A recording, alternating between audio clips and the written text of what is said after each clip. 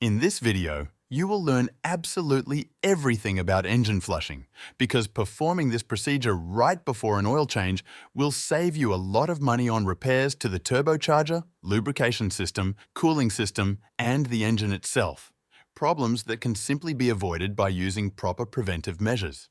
I'll show you how to take care of your car without spending unnecessary money with minimal time investment in the best possible way so that it can run without any issues, because reliability is exactly the goal we want to achieve.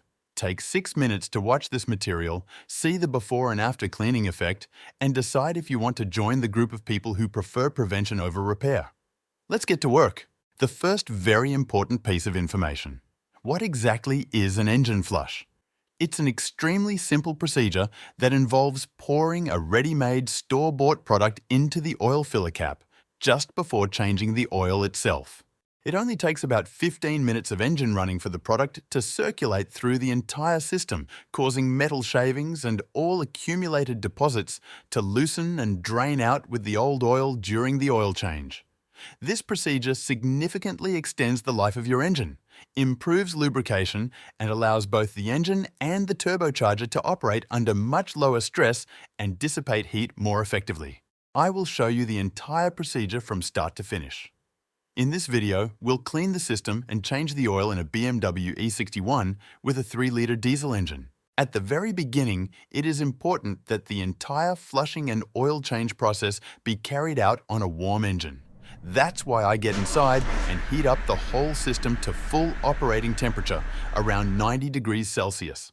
On a cold engine, it won't be possible to drain all the oil because due to the higher viscosity at low temperature, a large portion will remain inside, which makes the oil change ineffective. Once the engine is warmed up, I pour the entire can of the product into the oil reservoir and leave the car running at idle for 15 minutes so the additive can circulate through the system and perform its cleaning action. After this time, I turn off the engine and immediately move on to the oil change. I start by unscrewing the oil filler cap to ensure air circulation. Then I get under the car and remove the 3 bolts securing the cover that protects the oil pan.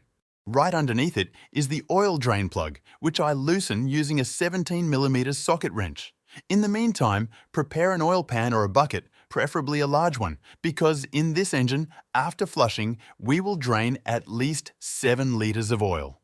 Important note: at this moment, the oil is definitely hot, so be careful not to burn yourself. It's better to let the plug fall into the container and fish it out later than to try catching it immediately and risk spilling hot, dirty, used oil on yourself.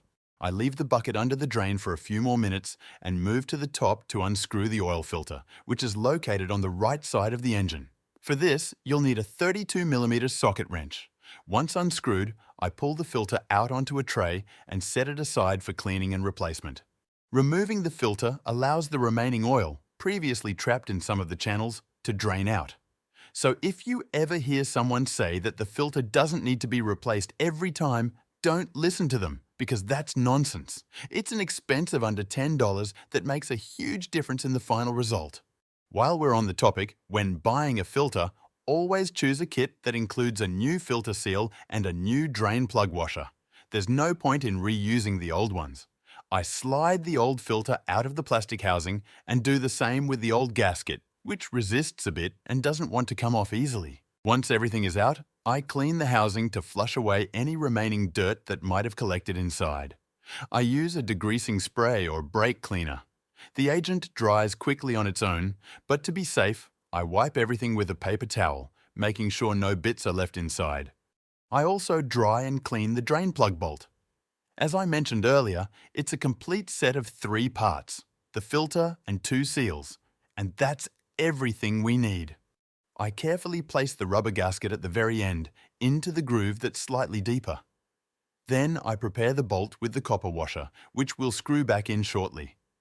Finally, I slide the clean, fresh filter into its place, making sure the opening is identical on both sides. This way, the entire set is ready for installation under the hood of our car. If you liked this video, please leave a like and a comment, and I'll record more episodes about servicing your BMW.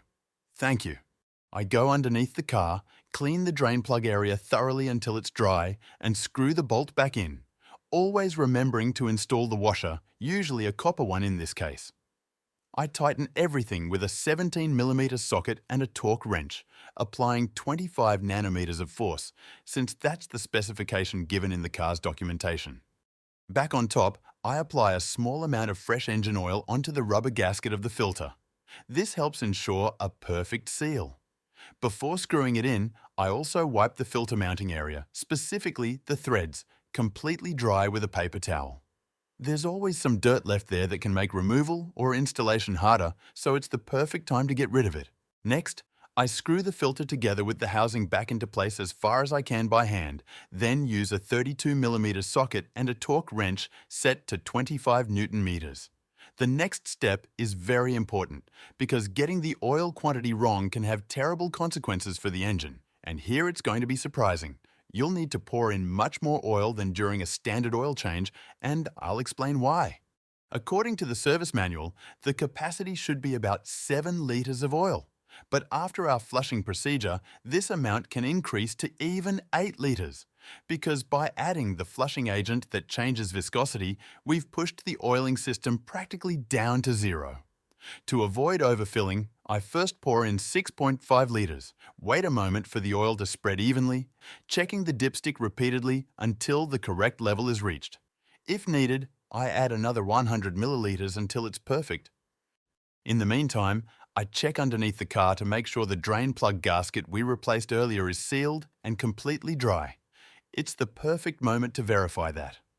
Once the dipstick shows the correct level, I carefully close the oil filler cap, making sure not to spill anything onto the cover, and start the engine for about 20 seconds to activate the oil pump and circulate the fresh oil through the system. After that, I recheck the dipstick since it's common for the level to drop slightly. If needed, I add another 100 milliliters until it's perfect. In this way, we've done a huge favor for our car because now it can operate under the most optimal conditions. Additionally, to avoid forgetting about the next oil change, at the very end, I fill out an information tag and hang it in the proper place, so I don't have to remember at what mileage I should repeat the process. At this point, I encourage you to leave a like and a comment, because that allows me to keep making more episodes about repairing and servicing a BMW on your own. Thank you.